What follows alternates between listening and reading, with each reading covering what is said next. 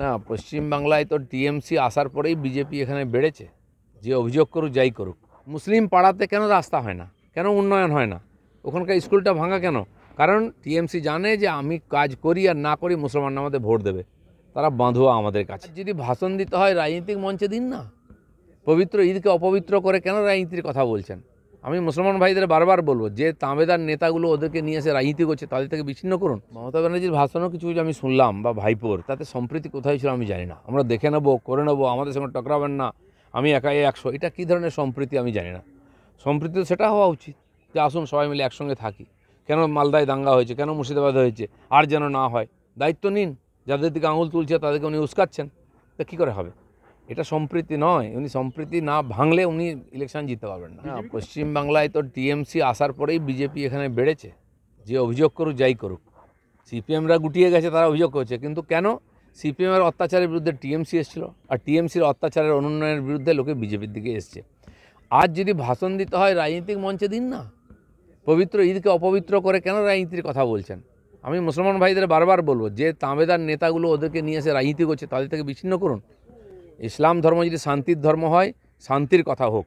ওখানে কি অশান্তি করে, অপবিত্র করবে পবিত্র ঈদকে, এই অনুমতি দিলে খালি পাপটা ওর হবে না, যারা দিচ্ছে সুযোগ তাদেরও পাপ হবে। বেশি দূর যেতে হবে না, আমার এখানে পাশে আমি দাঁড়িয়ে আছি, পাশের গ্রাম আছে, ঘুনি আছে ইত্যাদি মুসলিম গ্রাম, ঢুকুন আপনি। তারা লাইট লাগিয়েছেন ঈদের জন্য, সাজিয়েছেন, কিন্তু নিচে না তাকিয়ে হাঁটতে পারবেন না, এত বড় গর্ত। মুসলিম পাড়াতে কেন রাস্তা হয় না, কেন উন্নয়ন হয় না, ওখানকার স্কুলটা ভাঙা কেন? কারণ টিএমসি জানে যে আমি কাজ করি আর না করি মুসলমান আমাদের ভোট দেবে, তারা বাঁধুয়া আমাদের কাছে, এই ব্লক ভোট। আর মুসলমানরা যদি তাতেই মনে করেন যে যাই হচ্ছে হোক আমরা টিএমসিকে ভোট দেবো, বিজেপির ভয়ে, বিজেপিকে ভয় পাওয়ার কোনো কারণ নেই। বিজেপি তোমাদের ভোটে চায়ও না, কিন্তু তোমাদের সমাজের কথা তো ভাবার দরকার আছে। তো সেখানে যারা শিক্ষিত মানুষ আছেন তারা পাড়া ছেড়ে অন্য জায়গায় ফ্ল্যাটে থাকছেন, কারণ কি? পাড়ার লোকের উন্নতি চায় না, তারা সুবিধা চান বলে অন্য জায়গায় চলে যাচ্ছেন। তো এত বড় একটা সমাজ এখানে প্রায় 30%-এর বেশি মুসলমান আছেন, তাদের যদি উন্নয়ন না হয়, তাদের এলাকায় যদি উন্নয়ন না হয়, তাহলে পশ্চিমবঙ্গের উন্নয়ন কী করে হবে? এই একটা বিরাট জনসংখ্যা যদি পিছিয়ে থাকে সব দিক দিয়ে, তাহলে বাংলা এগোবে? যত এগিয়ে বাংলা বললে হবে না। সাধারণ বাজি এত পাওয়ারফুল হয় না। কি বানানো হচ্ছে, কোথায় যাচ্ছে, কোথায় আসছে? এর আগে আমরা অভিযোগ শুনেছি পশ্চিমবাংলা থেকে বিভিন্ন রকম বিস্ফোরক বোমা তৈরি হয়ে ঝাড়খণ্ড, বিহার, উড়িষ্যা, এমনকি বাংলাদেশ পর্যন্ত যায়। তো কেন এগুলো চলতে দেওয়া হচ্ছে?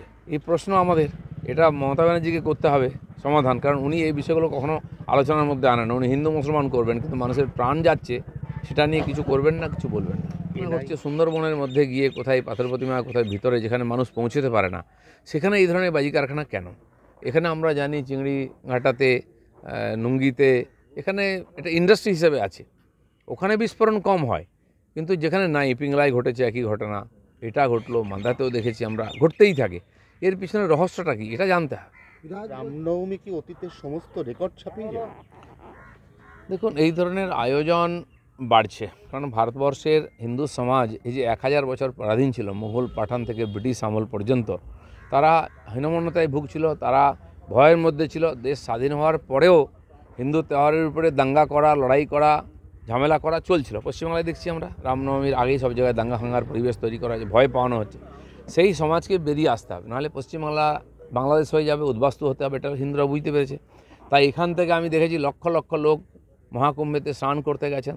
একটা তো জাগরণে হচ্ছে, ভারতের আত্মা জাগছে।